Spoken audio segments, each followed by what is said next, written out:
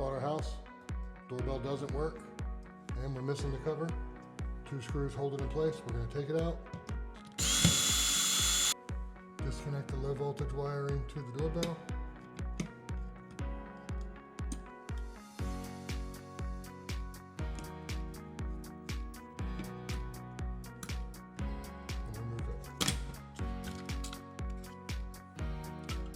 New doorbell, hole where the wires go through.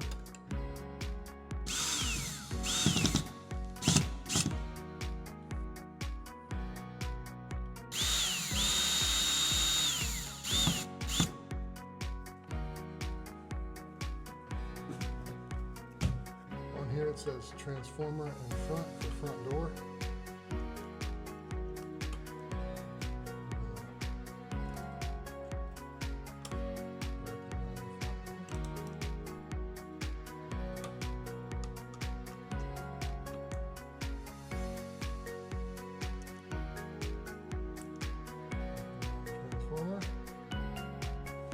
Ring the doorbell.